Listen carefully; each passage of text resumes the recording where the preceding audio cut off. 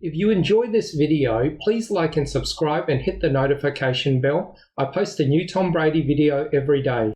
Marcus, can Tom Brady and the Bucs overcome all of these injuries and win yet another Super Bowl?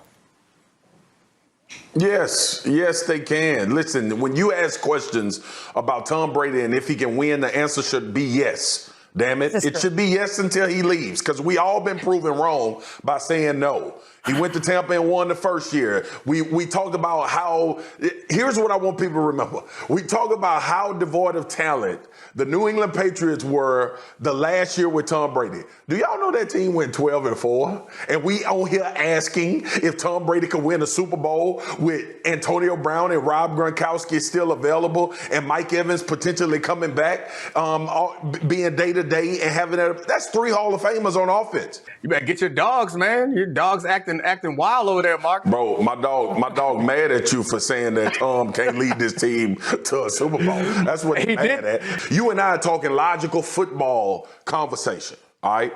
But we know that there's an intangible that 12 brings to a football team that elevates them in crucial situations, bro.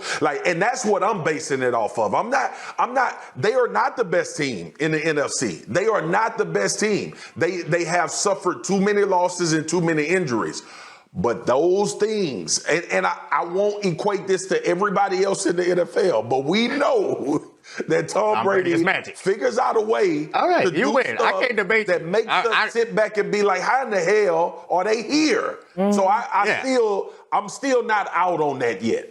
You win. I can't debate magic. Tom Brady magic. So I'm done. I can't debate that. You can never count out Tom Brady. We know that much. And on Sunday, he's looking to continue his dominance against the Jets. He's 30-7 all-time against the Jets. There's only one other quarterback who has more wins against a single team in NFL history. That would be Brady versus the Bills. He owns all the records, guys. The first time you were introduced to Tom Brady,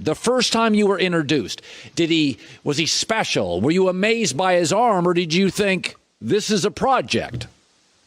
No, he showed up. I think the first time I met him, we had 4 or 5 other quarterbacks.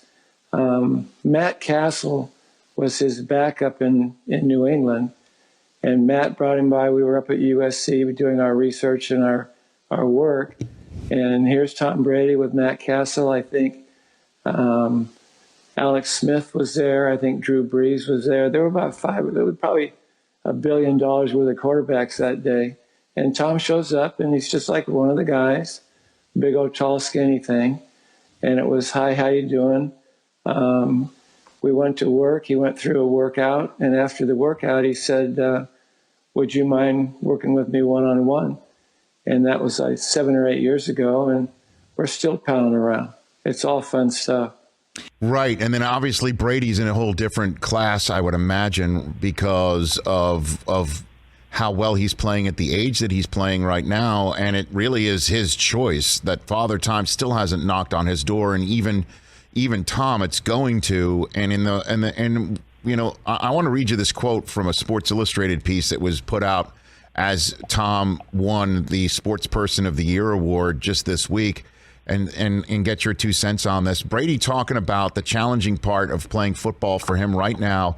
If anything, he said, I think it's the emotional aspect of football for me. When we lose, it's depressing. When we win, it's a relief. It's not like the joy, the happiness. It's a relief, because when we win, sometimes just winning isn't good enough for you because you expect perfection. And when you expect perfection and it's less than perfect, you feel there's a down part to that. What do you think when you hear that from Tom Brady? Well, Rich, I've been very fortunate to be around Tom his whole career. And there's certain things that elite people in any field, and Tom is the one in our field, that we can say, like, I've been associated with the league since the mid-'80s. I don't know how Tom is feeling. No player in history has won as much as him. No player in history turned around a franchise like he did New England and then have the best coach in football give up on him. Before, I know Father Time knocked on the door in New England, but Tom told him it's the wrong address You have to come check me out in Tampa, man, because I'm getting ready to go there. So to say that Tom Brady can't do something in the NFL, I think we're being a little bit naive to what he's shown us over the time of his career. I think his arm is underrated. I thought he threw the ball with so much velocity twice this weekend that his young, talented receivers couldn't catch it. How would you describe his arm? Average, above, below? How do you see it? Well, he's got a plus arm across the board, and his accuracy and his mechanical efficiency have actually improved based on our numbers. We quantify, we measure and we quantify. And you'll listen to the experts and the pundits saying, well, Father Time is undefeated and he's slowing down, he can't throw the long ball.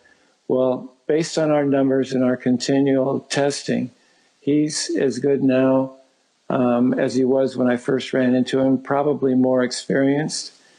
But I see no drop-off in any part of his game. Wow. It's the preparation that typically gets the older players. It's how do I sit in these meetings 5 or 6 hours a day with these 20-year-olds, and they're talking about things that are irrelevant. How do I stay focused? The games are easy. It's the other 6 days and harnessing those emotions that it takes to be able to play at an elite level and do it consistently for a long time. And Tom Brady, he is the poster boy for that.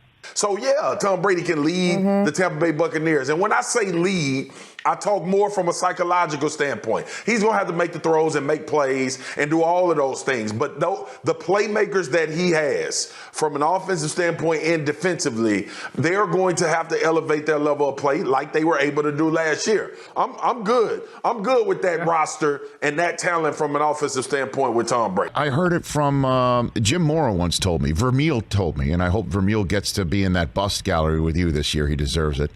That he told me that the losses and the depression from the losses lasted way longer than any of the excitement over a win. And then you hear that the winningest guy in the history of winning, and we assume that's why he still does it, because he can win and he loves the competition and he loves being around the guys and he just loves all of it, that the wins are a relief. I thought to myself, wow, okay, maybe he really is at the end, because I believe he can play till 50 if he wants.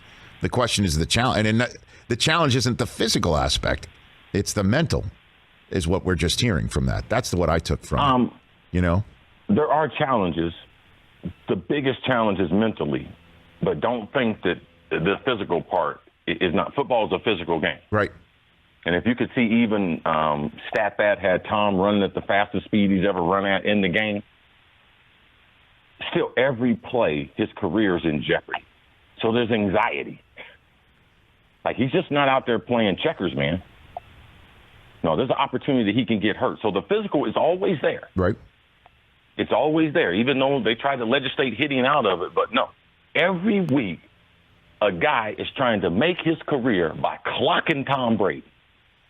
Knock Tom Brady out the game. Every week for over 20 years. That's a lot of physical pressure. That's it for this video. I post a new Tom Brady video every day, so please like and subscribe. That way you'll always have a new Tom Brady video to watch every single day. Thanks for watching.